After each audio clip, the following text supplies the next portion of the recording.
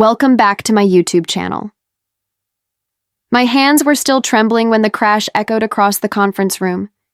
My prototype, the one I'd poured weeks of sleepless nights and quiet hope into, lay smashed on the floor. Pieces scattered like broken confidence. My manager, Carl, didn't even blink. "This," he announced proudly to the client, "is garbage. We'll start over with a real team, not whatever this was." He gestured vaguely at me, as if I were a misprint he regretted hiring. A flush of heat climbed up my neck, but I kept my jaw tight. Crying in front of him would have been a victory for him, and I refused to give him that satisfaction. But then something unexpected happened. The client, a poised woman in a navy suit with eyes sharper than Carl's insults, turned to me. She ignored the mess on the floor and looked at me, really looked. "Can I have your contact?" she asked. Carl stiffened. "You can go through me." She didn't even bother to look at him. "I wasn't talking to you." I felt something shift in the air, quiet, powerful, like the moment before a storm changes direction. I handed her my card. 2 days later, I received an email from her assistant. Private meeting. No management present. I didn't tell Carl. I didn't owe him anything. When I arrived at her office, she gestured toward a sleek table with my prototype sketches printed neatly on top. "I loved your concept," she said. "It's bold, different, exactly what the industry is missing." My throat tightened. "But Carl is the reason your company is losing contracts." She leaned forward. "I want to partner with you. Personally, you lead the project, not him." For a moment, I forgot how to breathe. She slid a folder toward me. Contract details, payment terms, design rights, everything. It was more than a lifeline. It was a door, one that had always been locked until now. "Think about it," she said gently. But I already knew my answer. The fallout was glorious. The next morning, the CEO called an emergency meeting. Word had spread that the client, their biggest account, wanted to work only with me. Carl went pale, then red, then pale again. He stormed into my office. "Why didn't you tell me you were meeting her?" He snapped. "Because I wasn't asked to," I replied calmly. "You're part of my team." "No," I corrected him. "I was on your team." Past tense. The CEO entered right then, and Carl tried to defend himself, tried to twist the story.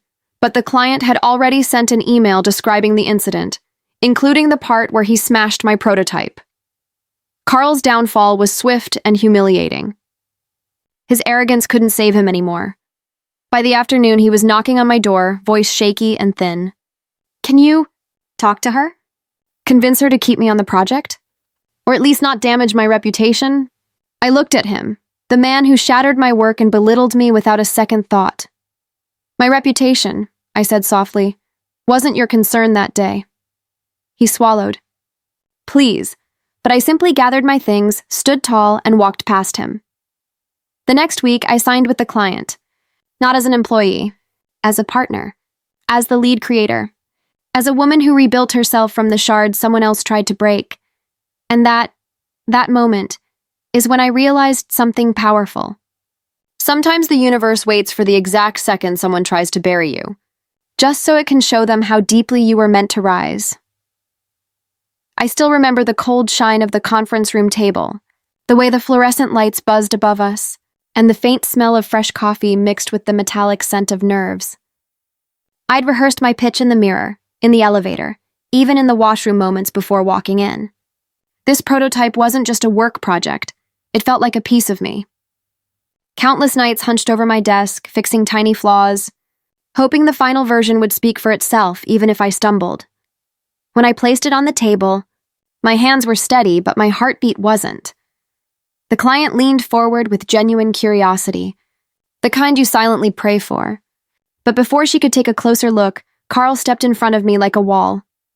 He picked up the prototype, turned it in his hands, and breathed out a dramatic sigh loud enough for everyone to hear. "You're about to see why I'm the one who handles real projects," he told the client, half smiling like he expected applause for insulting me. I opened my mouth to explain the concept, but Carl shot me a look, sharp, dismissive, a silent command to stay quiet. I swallowed my frustration. I knew this moment mattered too much to risk a scene. Then it happened. Without warning, Carl slammed the prototype onto the hardwood floor. The crack echoed like a gunshot. Pieces scattered across the room. A wheel rolled toward the door, a panel slid under the table, and part of the internal frame snapped in two. My breath stopped. For a heartbeat, everyone froze. Someone in the back actually gasped. Carl shook his head, hands on his hips, and declared with theatrical finality, "This is garbage.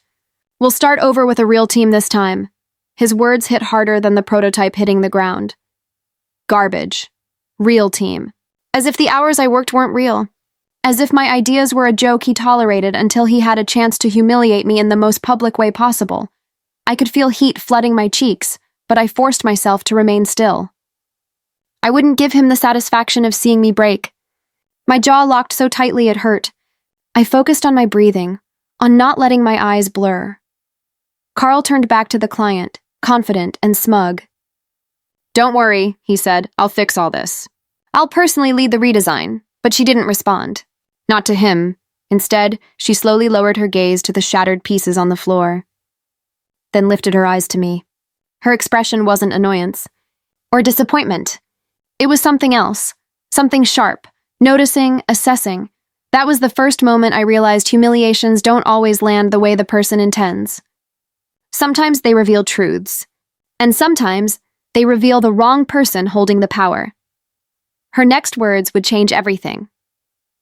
When the room fell silent after the crash, I expected the client to look disappointed, maybe even annoyed, the way most clients react when something goes wrong in a presentation. Instead, she tilted her head slightly, studying me with a calmness that felt strangely protective. It was the kind of look someone gives when they're trying to understand the story beneath the surface.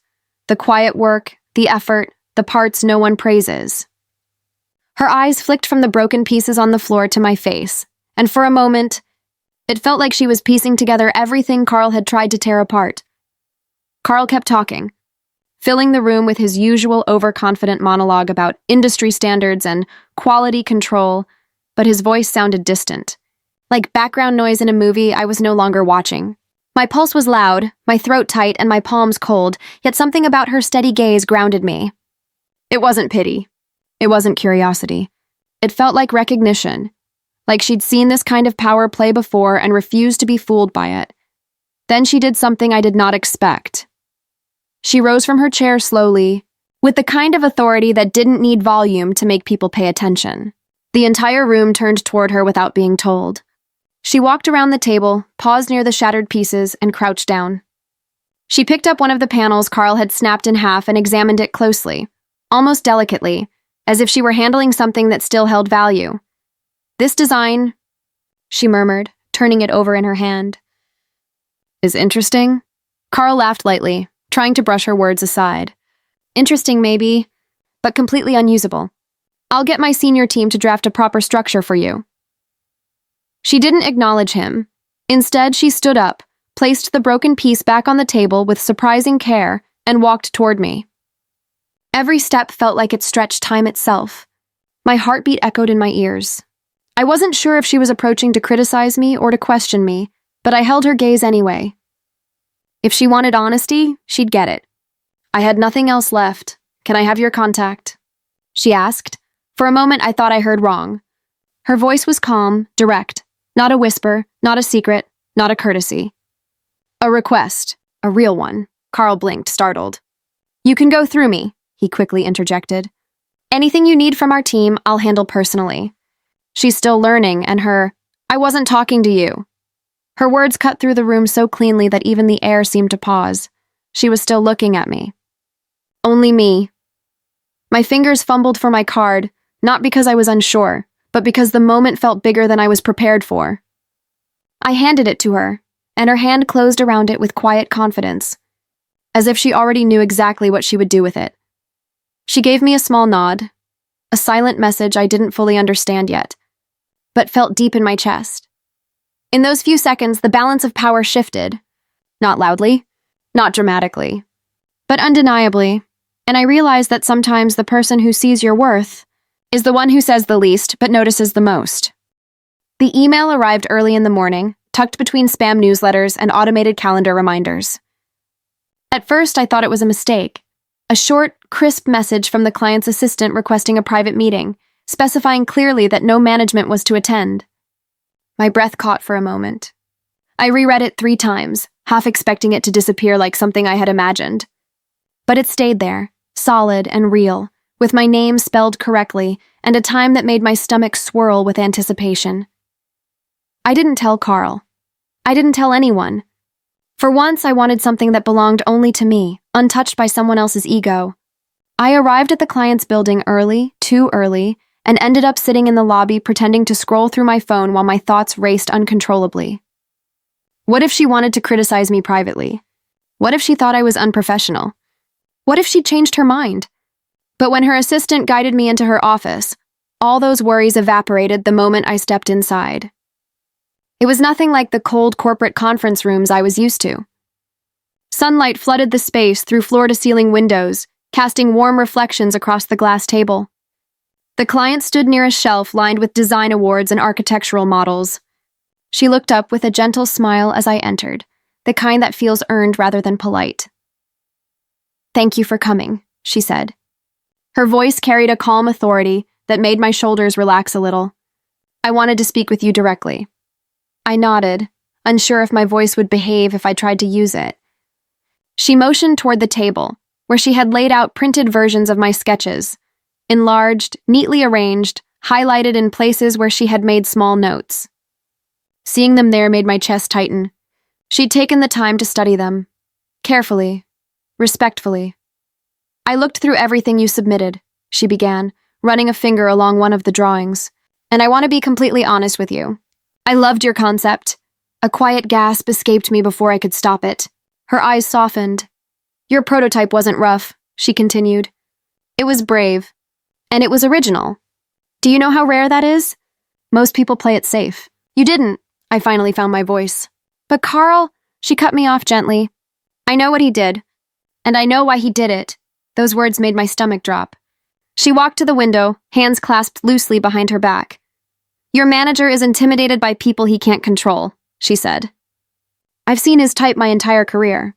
Men who think leadership means volume and criticism instead of vision." She turned toward me again. "I'm not interested in working with him." My breath hitched. She stepped closer, placing a folder on the table between us. I stared at it like it was something radioactive. "I want to partner with you," she said. "You lead the project. You call the shots. You take full creative direction." I stood frozen, afraid that moving even slightly would break the moment. She placed a reassuring hand on my shoulder. "Think about what you're capable of," she said softly. "Not what someone else has convinced you you're limited to." Her words didn't just land, they cracked something open inside me.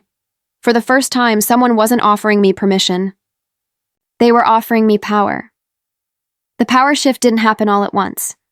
It unfolded slowly, like the quiet pull of a tide that seems harmless until you suddenly realize the whole shoreline has changed. The morning after my meeting with the client, I walked into the office feeling different. Not louder, not bolder, just steady, grounded. Like someone had finally confirmed what I had been whispering to myself for years, that my ideas were worth something. I sat at my desk and opened my laptop, pretending to work while replaying the client's words in my head. She wanted me. She wanted my design. She trusted my leadership. That alone was enough to make the air feel new. But the shift became real when my inbox pinged with a message forwarded company-wide, the client requesting a follow-up meeting, with me as the lead contact. Not Carl, not the senior team, just me. I stared at the email for a full minute before I heard a familiar, heavy stomp barreling toward my desk. Carl stopped in front of me, his expression twisted between confusion and panic. "Why did they send this to you?" he demanded, waving his phone like it had personally insulted him. "I don't know," I said quietly, though the truth pulsed inside me like a heartbeat. I did know, and he knew I knew. He scoffed, pacing. "There must be some misunderstanding. I'll clear it up." But nothing he tried worked. He emailed the client. He called her office. He even tried to send a formal request insisting he remain primary contact. Every attempt bounced back with the same response. "We will proceed with the lead designer." My name. Carl's face reddened with every rejection. The man who had built his entire identity on authority now stood powerless, swallowed by the consequences he never thought would touch him. By noon, the CEO summoned him. Through the glass walls of the executive office, I saw Carl gesturing wildly, his voice muffled but his desperation visible. The CEO's expression was tight, eyes narrowed, lips pressed into a line that told me everything. He wasn't buying whatever story Carl was trying to sell. When the meeting ended, Carl didn't return to his desk right away. He wandered the hallway like someone who had seen a version of the future he didn't like. Every now and then, his eyes flicked toward me, confused at first, then irritated, then something closer to fear. Word spread fast. People passed by my desk with curious glances, some offering cautious smiles, others pretending not to look at all.